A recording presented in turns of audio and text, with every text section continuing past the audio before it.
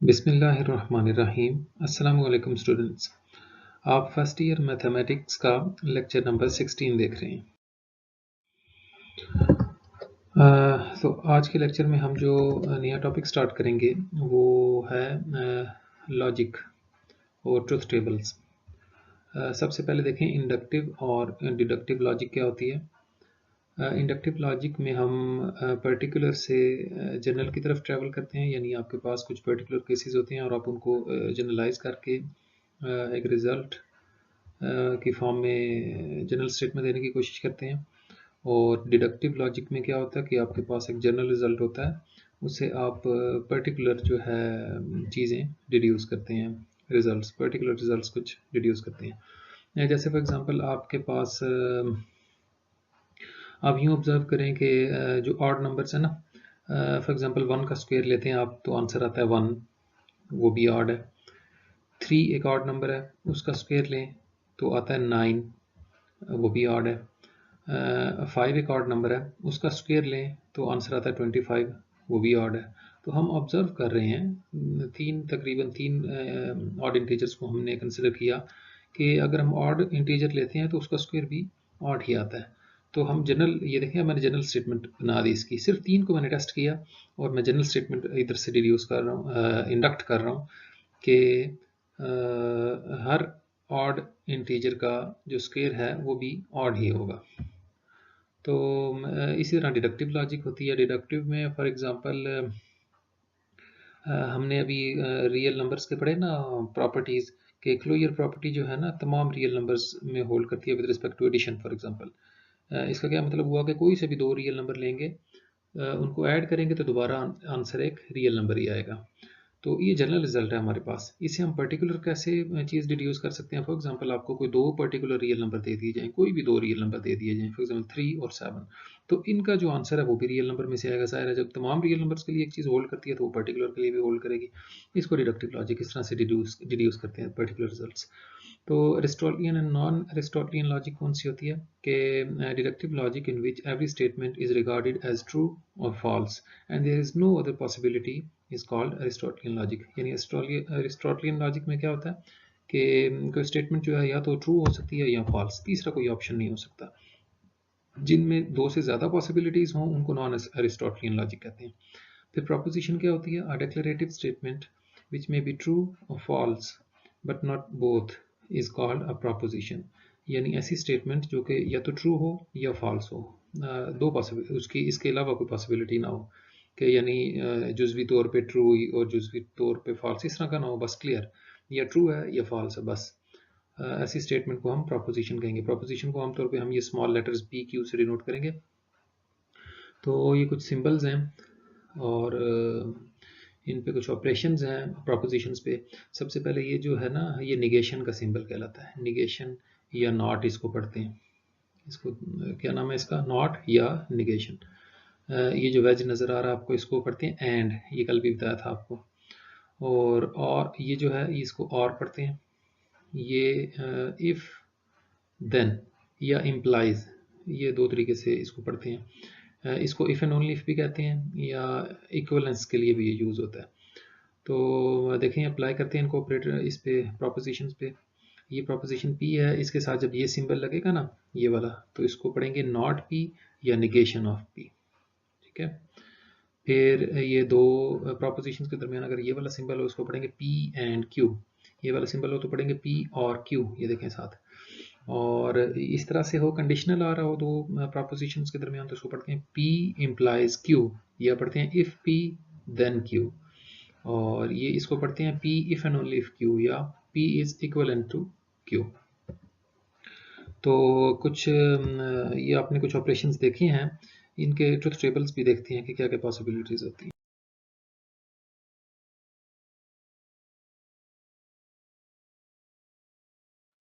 तो देखिए अब प्रॉब्लम्स करते हैं। कुछ एग्जांपल 4 है, ये आपके एलपी में शामिल है पेज नंबर 53 पे कि construct the truth table for this statement.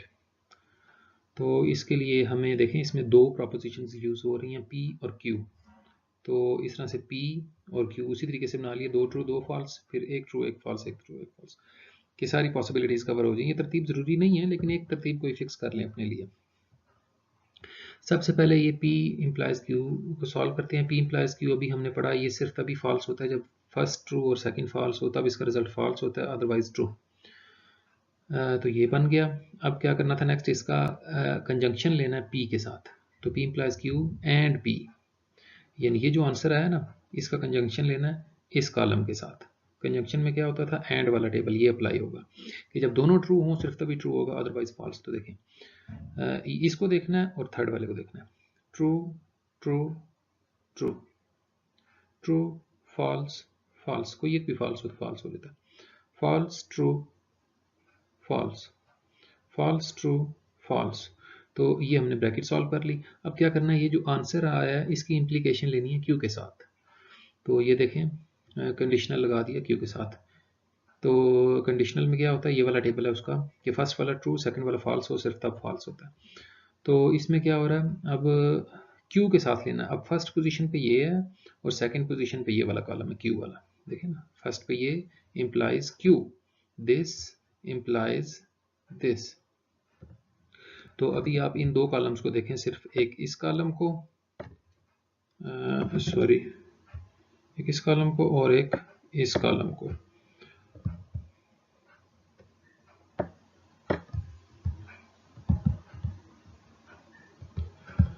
तो ये एक मिनट, ये ख़राब हो गया था। यहाँ पे देखें इस कॉलम को और सेकंड कॉलम को देखें।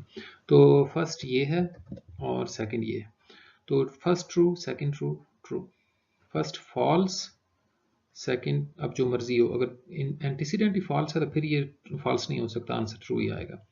तो false false true, false true true, false false true. तो ये देखें, ये हमने इसका कॉन्टिजेंसी टेबल बना दिया, ट्रुथ टेबल बना दिया इसका।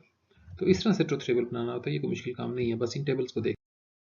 नेक्स्ट एक्सरसाइज का जो क्वेश्चन नंबर 2 है, उसमें भी यही कह रहा है कि ट्रुथ टेबल कंस्ट्रक्ट करें। इसके पार्ट 2 आपके लिए होमवर्क छोड़ा है, पार्ट 3 यहाँ पे मैंने किया है।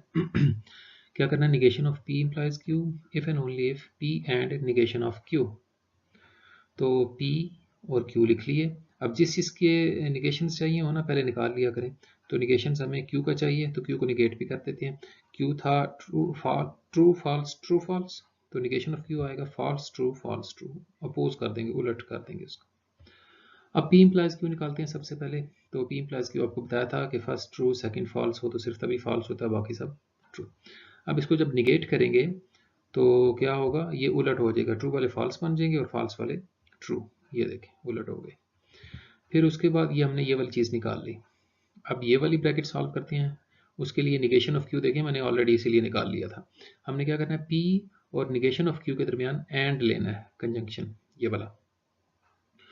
तो पी और निगेशन ऑफ क्यू, ये देखें, ये पी है और ये निगेशन ऑफ क्यू है, इन दोनों को एंड लेना है। तो ट्रू फॉल्स फॉल्स, दोनों ट्रू हों तो ये ट्रू होगा।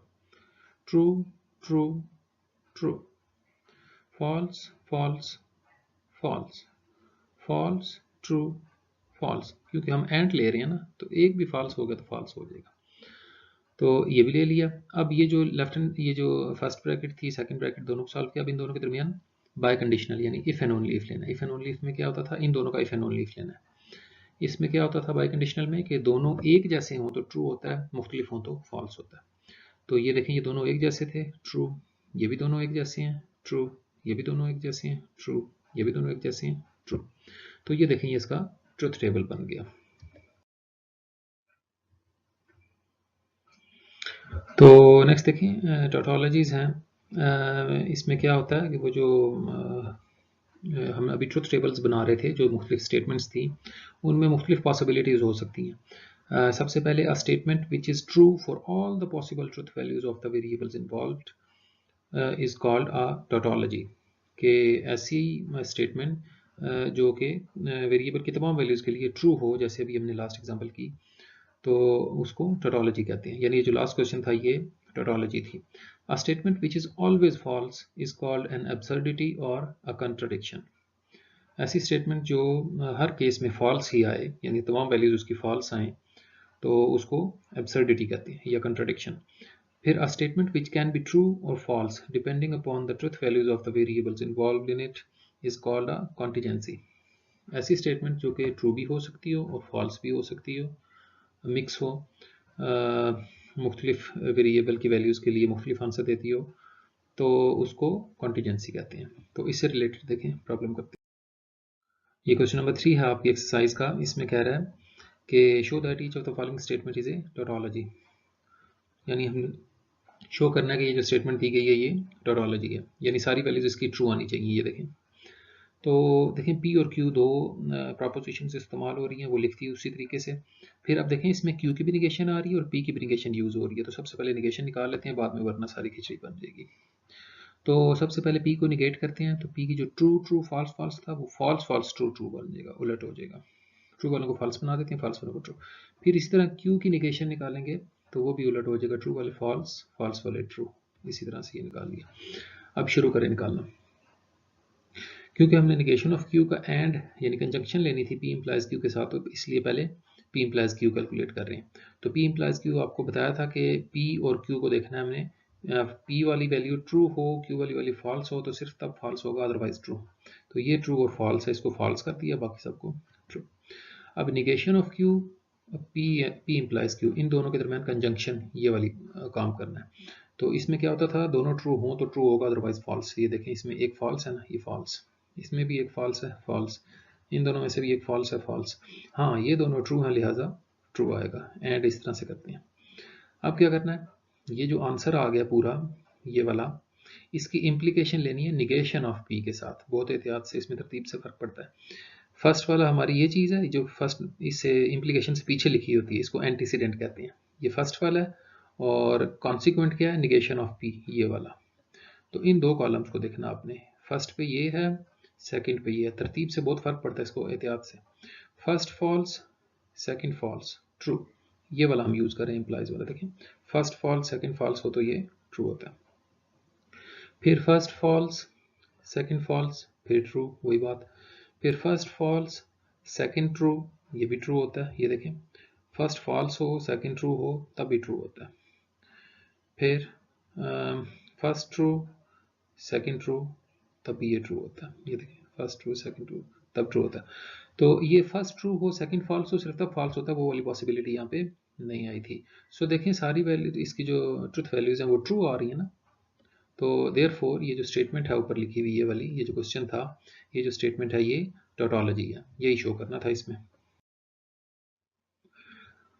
अच्छा ये जो कंडीशनल होता है ना, ये इम्प्लीकेशन, उसके साथ कुछ और भी रिलेटेड कंडीशनल्स होते हैं कि if P implies Q is a given conditional, then अगर इनको उलट कर दें ना, एंटीसीडेंट को कॉन्सिक्वेंट बना दें और कॉन्सिक्वेंट को एंटीसीडेंट बना दें, तो इसको कहते हैं कन्वर्स।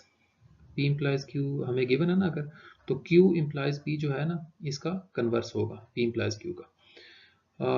फिर अगर हम जगह तब्दील ना करें, ये हमने जगह तब्दील की ना P और Q की, अगर हम जगह तब्दील ना करें बल्कि इन्हीं दोनों के साथ निगेशन का साइन लगा दें, negation of P implies negation of Q, इसको कहते हैं कि ये P इम्प्लाइज Q का इन्वर्स है।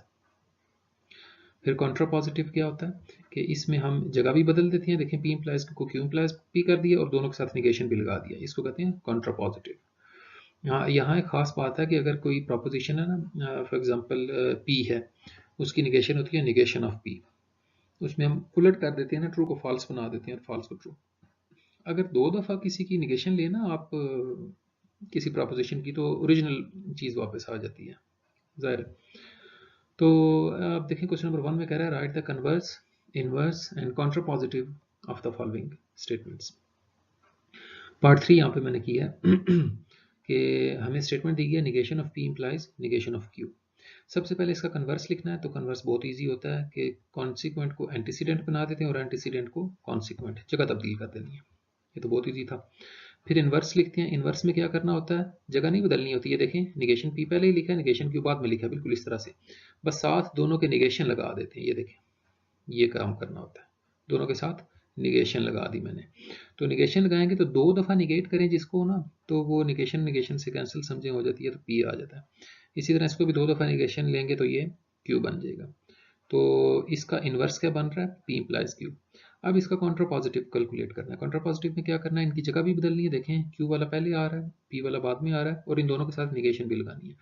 तो निगेशन लगाने से डबल निगेशन हो गया, तो ये कैंसिल हो जाएंगी। Q इसी तरह ये वाला P, तो Q इम्प्लाइज P जो है इसका कंट्रा पॉजिटिव है। इसी तरह आपने पार्ट 1 वाले जो है उनका भी कन्वर्स, इन्वर्स और कंट्रा पॉजिटिव लिखना है। तो यहाँ पे आज का हमारा लेक्चर खत्म।